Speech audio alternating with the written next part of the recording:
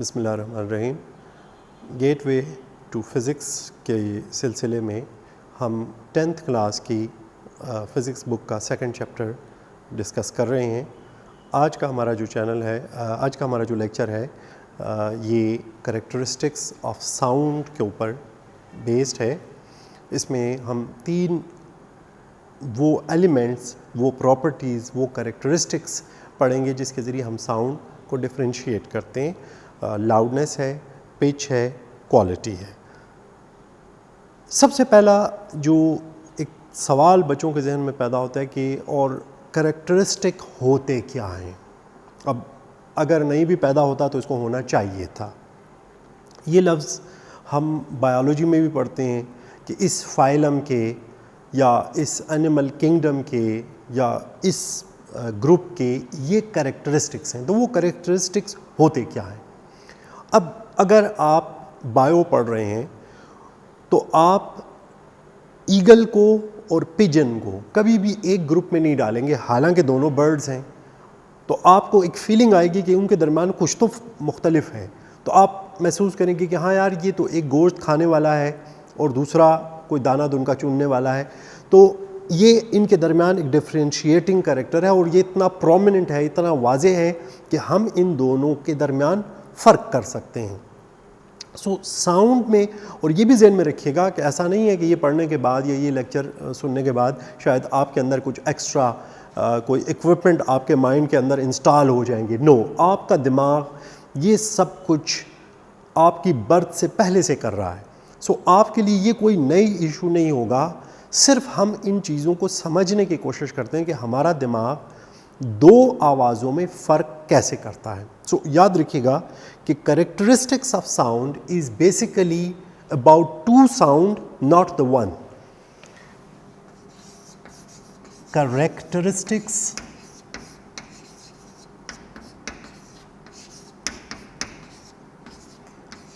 of sound are those properties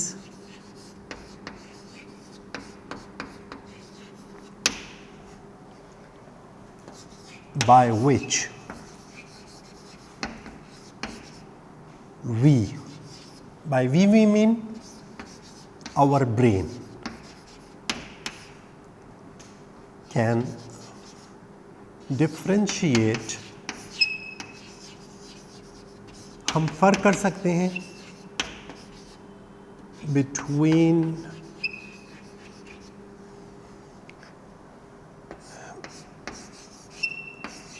two sounds।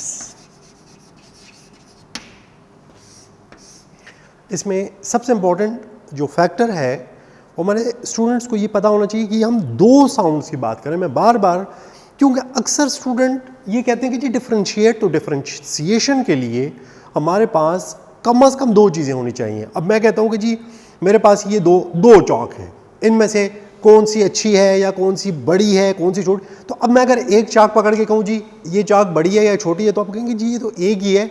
जब तक दूसरी ना हो तो हम differentiating. The characteristics of sound are concerned with 2 sounds and not the 1।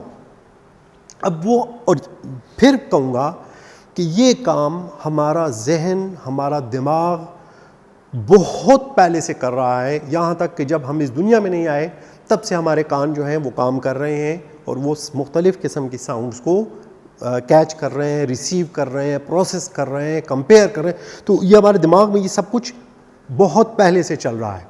कैसे चल रहा है? सबसे पहला जो हमारे पास कैरेक्टरिस्टिक आता है वो है लाउडनेस।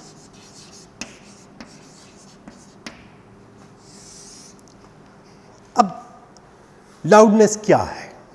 लाउडनेस 2 किस्म की साउंड में फ़र्क है, लाउड और लाउड का अपोजिट है फेंट, जिसको हम उर्दू में सरगोशी कहते हैं, मध्यम आवाज़। आपने देखा होगा कि बच्चे कानों में खुसर फुसर करते हैं। मकसद ये होता है कि दूसरे को सुनाई ना दे। और जब मैं आपसे बात कर रहा हूँ तो मैं अपनी आवाज़ को एक ख़ास हद तक रखता हूँ, उठाता हूँ, ऊंचा रखता हूँ कि मैंने पूरी क्लास को एड्रेस करना है, सब तक मेरी आवाज़ पहुँचे। लेकिन अगर मैं किसी एक बच्चे से बात करना चाहता हूँ, बेटा ये कापी चाहिए, तो मैं चीख कर नहीं कहूँगा, मैं उतनी ऊंची आवाज़ से नहीं कहूँगा। सो अब वो बच्चा भी समझेगा। लेकिन अगर मैं उसी आवाज़ में बच्चे के साथ बात करूं और उसे एक बच्चे से कॉपी लेनी है और पूरी क्लास को मैं उसी आवाज़ से, तो पूरी क्लास हैरत में चली जाएगी। अब मैं कहूँ कि कॉपी दो, तो पूरी क्लास हैरान होगी कि ये किससे मांग रहे हैं। लेकिन मैं कहूँ बेटा कॉपी दीजिए, तो वो एक बच्चा, चाहे उसको इशारा करूं या ना करूं, सिर्फ आई कांटेक्ट से ही वो समझ जाएगा कि हाँ ये this sound refers to me. हमारे स्टूडेंट, अगरचे कि ये अच्छी बात नहीं है, लेकिन एग्ज़ामिनेशन हाल में जब वो कुछ पूछना होता है तो बड़े खुसर फुसर के अंदाज में ये 5वें सवाल में क्या जवाब आता है, तो दैट इज़ फेंट साउंड। लेकिन जब वो एक्स्ट्रा शीट मांग रहे होते हैं तो एग्ज़ामिनर को ऊंची आवाज़ में कहते हैं सर एक्स्ट्रा शीट चाहिए, सर टाइम कम है। So that is loud and this is फेंट साउंड। हमारा जहन इन दोनों आवाज़ों में फ़र्क करता है कि लाउड कौन सी है, फेंट कौन सी है, और उस मुनासिब वक्त पे कभी हम फेंट यूज़ कर रहे होते हैं और कभी हम लाउड। अब सवाल ये पैदा होता है कि एक साउंड लाउड होती कैसे है या फेंट कैसे होती है। तो जो फैक्टर लाउड होने के लिए चाहिए, अगर आप उनको उलट देंगे तो वो फेंट हो जाएगी। अगर आप चाहते हैं कि लाउडनेस बढ़ाएं तो सबसे पहले तो आप एरिया ऑफ वाइब्रेटिंग बॉडी वो इंक्रीज करें। ठीक है जी। फॉर एग्जाम्पल, अगर हमारे पास एक छोटा ढोल है और एक बहुत बड़ा ढोल है, ड्रम है, तो जब आप बड़े ड्रम को हिट करते हैं तो उससे बड़ी साउंड प्रोड्यूस होती है, छोटे ड्रम को हिट करते हैं तो उससे फेंट साउंड प्रोड्यूस होती है। यानी अगर आप एरिया को बढ़ाते जाएंगे, इसी तरह आपने गाड़ियों में देखा होगा, आप बड़े 21 इंच के वूफर यूज़ करते हैं। नेचुरल सी बात है कि जब आप वूफर यूज़ करते हैं तो उसकी साउंड इतनी होती है कि गाड़ी के बाहर 4, 5, 6 गाड़ियों तक या शायद उससे भी ज़्यादा, शादी ब्याह में जो सिस्टम यूज़ होता है वो उससे भी ज़्यादा उसका एरिया बड़ा होता है। So if you increase the area, the loudness is going to increase.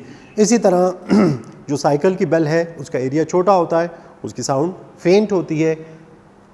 और याद रखिएगा कि फेंट और loud they are comparative terms, एक को समझने के लिए दूसरा का होना ज़रूरी है।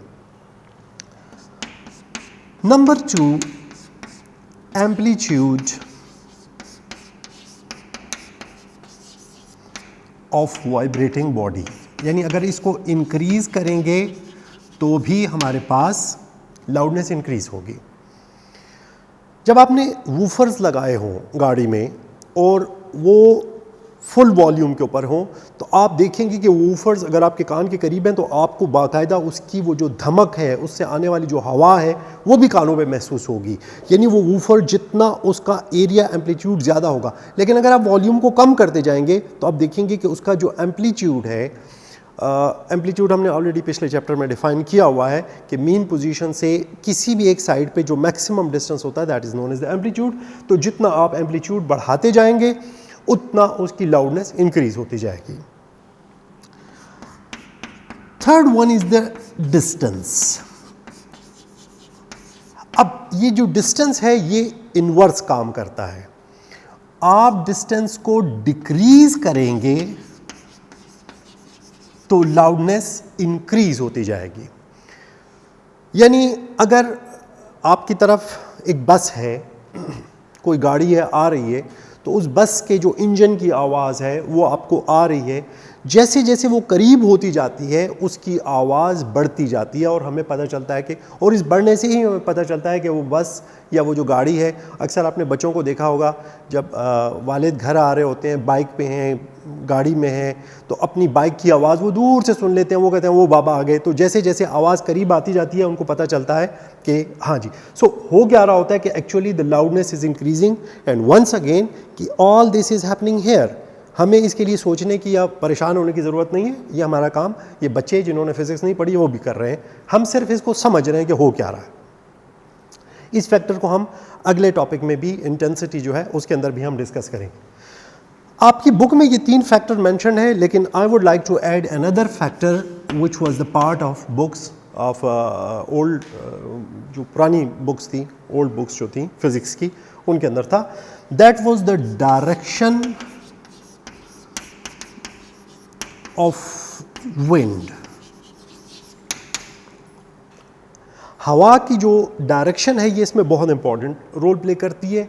ये हमें आम तौर पर समझ नहीं आता, इसलिए कि हम उस इलाकों में, पाकिस्तान में ज़्यादातर वो इलाके हैं जहाँ लगभग हवा एक ही जैसे रहती है और बहुत कम तेज़ आंधी तूफ़ानों से हमारा पारा पड़ता है।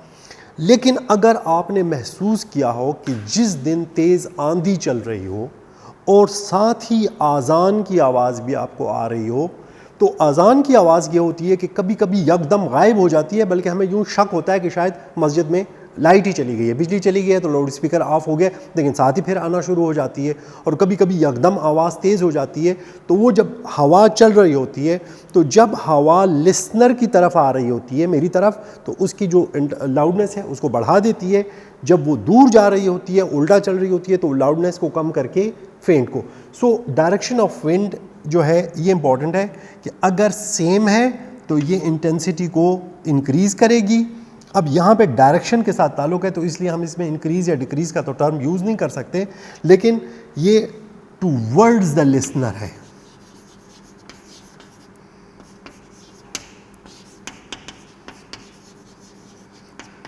सो ये 3 या 4 आप जितना भी मुनासिब समझे, ये फैक्टर्स हैं जो कि लाउडनेस को कंट्रोल करते हैं, लाउडनेस को ऑल्टर करते हैं।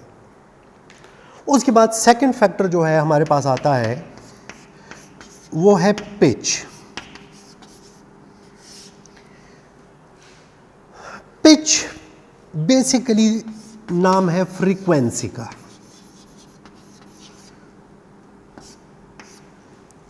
और ये नाउन भी है और वर्ब भी है। हाई पिच्ड या पिच्ड भी हम कह सकते हैं। बेसिकली फ्रीक्वेंसी, अब फ्रीक्वेंसी हम जानते हैं कि 1 सेकंड में कोई वाइब्रेटिंग ऑब्जेक्ट कितनी दफ़ा आगे पीछे आ जा रहा है। जितना किसी ऑब्जेक्ट की फ्रीक्वेंसी ज़्यादा होगी, उतना वो जो आवाज़ पैदा करेगा वो पतली आवाज़ पैदा करेगा, जिसको हम हाई पिच साउंड कहेंगे। और जितनी उसकी फ्रीक्वेंसी कम होगी, उतनी वो भारी या मोटी आवाज़ पैदा करेगा, जिसको हम ग्रेव साउंड कहते हैं। अब पिच क्या करता है कि याद रखिएगा कि इन सारी प्रॉपर्टीज़ का मकसद 2 साउंड्स में डिफरेंशिएशन है। पहला हमने इसके ज़रिए करने की कोशिश की। अगर ये सारे फैक्टर्स इसके अलावा दूसरे नंबर के ऊपर हमारे पास जो है pitch, so it helps to differentiate between shrill, जिसको हम पतली या चीख वाली आवाज़ कहते हैं, shrill sound, and grave sound, जिसको हम भारी आवाज़ कहते हैं। हम कहते हैं जी वो, और मर्दों की आमतौर पे भारी आवाज़ होती है। हमारे बड़े अच्छे खूबसूरत एक्टर थे शफ़ी मोहम्मद साहब, तलत हुसैन साहब, तो अगर आप उनकी आवाज़ों को सुने तो टिपिकल उनकी जो है भारी आवाज़ों की एग्ज़ाम्पल हैं। हमारी जो सिंगर्स हैं उनकी आवाज़ें आमतौर पर पतली होती हैं। लता साहिबा की आवाज़ जो है वो मशहूर बिल्कुल पतली आवाज़ थी, आशा भोसले थी, दूसरे थी। तो ये जो श्रिल साउंड है, अब अल्लाह ताला ने एक कैरेक्टरिस्टिक्स इंसान के अंदर रखा है। एक तब्दीली वाक़या होती है कि हमारे जो वोकल कार्ड्स हैं, यहाँ पे कुछ सेट्स ऑफ मसल्स हैं। बचपन में तो चूँकि इनमें फ्लेक्सिबिलिटी बहुत ज़्यादा होती है, बड़े सॉफ्ट होते हैं, तो दे कैन वाइब्रेट। इसीलिए अब बच्चों की आवाज़ें, चाहे बच्चा हो चाहे बच्ची हो, वो बहुत चीख वाली या श्रिल साउंड होती है, जिसको हाई पिच साउंड भी कहते हैं। लेकिन जैसे जैसे जवानी की तरफ जाते हैं, तो इस साउंड में ये जो हार्मोन्स होते हैं, जो मेल हार्मोन है, जो कि बियर्ड का बायस बनते हैं, बोन्स को स्ट्रेच करते हैं, थोड़ा सा मैनली कैरेक्टरिस्टिक डेवलप करते हैं, वो वोकल कार्ड्स के ऊपर उनका असर ये होता है कि उससे ये वोकल कार्ड्स निस्बतन सख्त हो के उनकी जो इलास्टिसिटी है वो कम हो जाती है, फ्रीक्वेंसी कम हो जाती है। As a result the sound starts to become grave या मैनली वॉइस, जैसे हम कहते हैं, वो पैदा होना शुरू हो जाती है। सितार गिटार को अगर आप ले लें, चित्राली सतार को या गिटार को अगर आप देख लें, या ये जो जैज़ ये जो लोग बजाते हैं, तो अब देख लें कि जब वायर को वो फुल लेंथ पे ले लेता है तो वो आवाज़, भारी आवाज़ निकालते हैं। लेकिन आपने देखा होगा कि वो अपनी फिंगर्स के ज़रिए, अपने ये नेल्स के ज़रिए वो वायर की लेंथ को चेंज करता रहता है। ख़ास तौर पे ये जो सतार नवाज़ होते हैं तो वो चेंज करते हैं और वो मुसलसल उसको वाइब्रेट करते हैं, तो उससे जो उसकी साउंड है वो पतली या भारी होती जाती है। Then we have at number 3 we have quality. अच्छा, इस वर्ड के साथ प्रॉब्लम ये है कि क्वालिटी का लफ्ज़ हम आम ज़िंदगी में इतना इस्तेमाल करते हैं और इसको इतने मखसूस मानों में इस्तेमाल करते हैं, जी इस चीज़ की क्वालिटी अच्छी है, इसकी बुरी। Nothing it has to do with this notion कि हमारा इस यहाँ पे इससे मुराद कतन ये नहीं है कि ये कोई क्वालिटी अच्छी है या क्वालिटी। यहाँ पे क्वालिटी का इशू ये है कि लाउडनेस को अगर हम वेव की टर्म में लें तो हम कहते हैं कि जी ये एक साउंड है, आप ये देख सकते हैं। Loudness basically depends upon this amplitude, और लगभग इसका जो मेन कैरेक्टरिस्टिक है वो एम्पलीट्यूड है, जैसे इसका मेन कैरेक्टरिस्टिक फ्रीक्वेंसी है। अब हमारे पास दूसरी साउंड, अब अगर आप देखें तो फ्रीक्वेंसी के लिहाज से ये दोनों साउंड्स बिल्कुल एक जैसी हैं। एम्पलीट्यूड में फ़र्क है, इसके ज़रिए हम इन दोनों साउंड्स को डिफरेंशिएट करते हैं।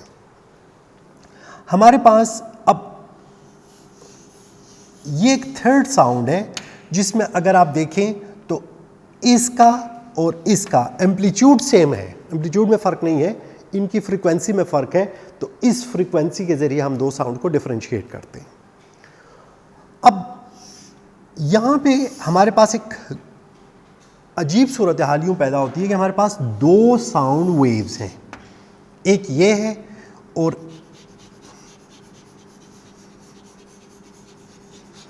एक ये है। अब अगर आप गौर से देखें तो इन दोनों की लाउडनेस भी सेम है लगभग, और इन दोनों की पिच भी सेम है लगभग, but actually they are being produced by two different instruments. So quality is the property of sound, it is the characteristics of sound by which our ears differentiate between two sounds having same loudness and same pitch, but still we can differentiate. और ये अगर आप एक drum और एक violin इन दोनों को same loudness और सेम पिच के ऊपर ले आएँ, फिर भी आपको उनके अंदर फ़र्क आएगा। That is because of the pitch quality. I hope you understood the topic. Thank you very much. Best of luck.